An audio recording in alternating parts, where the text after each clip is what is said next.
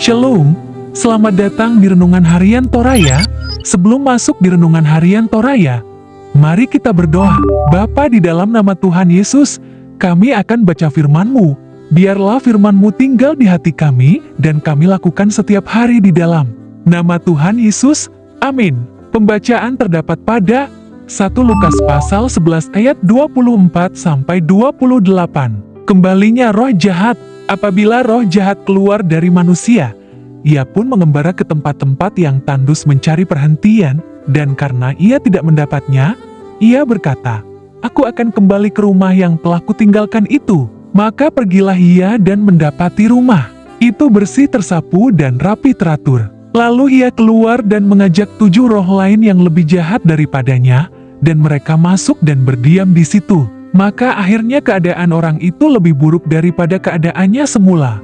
Siapa yang berbahagia? Ketika Yesus masih berbicara, berserulah seorang perempuan dari antara orang banyak dan berkata kepadanya, "Berbahagialah ibu yang telah mengandung engkau dan susu yang telah menyusui engkau." Tetapi ia berkata, "Yang berbahagia ialah mereka yang mendengarkan firman Allah dan yang memeliharanya." Tema hari ini adalah, biarkan Tuhan bertahta di hatimu. Alorani tupuang toro, lan penaamu perasaan senang dan bahagia kita rasakan jika ada seorang keluarga atau kerabat yang menyatakan bertobat dari kehidupannya yang lama. Tetapi jika baru beberapa bulan dia kembali lagi ke kehidupannya yang lama, maka orang menjadi bingung. Apakah dia tidak bertobat sungguh-sungguh? Bagaimana seharusnya menjalani pertobatan yang sungguh? Dalam bacaan kita hari ini pada ayat 24-26, Yesus mengatakan bahwa roh jahat itu bisa keluar dari manusia. Yang perlu dilakukan manusia setelah itu ialah mengundang Tuhan untuk bertahta di dalam hatinya, sehingga hatinya tidak menjadi kosong seperti rumah yang bersih, rapi tapi tak bertuan. Hati yang kosong akan memberi kesempatan kembali kepada roh jahat untuk menjadi tuan dalam hidup manusia. Bahkan roh jahat itu dikatakan akan mengajak roh jahat yang lain untuk masuk dan berdiam di sana, sehingga keadaan manusia semakin buruk. Jika seseorang ingin bertobat dengan sungguh, maka jangan pernah membiarkan hati kita kosong tak bertuan.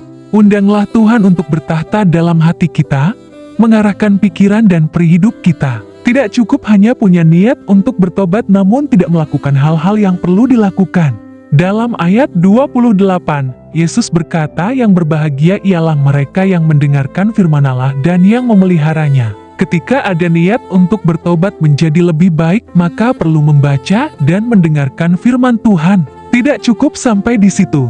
Manusia perlu memelihara firman dengan berpikir dan berperilaku sesuai kehendak Tuhan. Firman Tuhan hari ini mengajak kita untuk membiarkan Allah bertahta dalam hati kita. Memberi diri kita diarahkan oleh Tuhan, meninggalkan keegoisan kita, keinginan kita yang jauh dari Tuhan.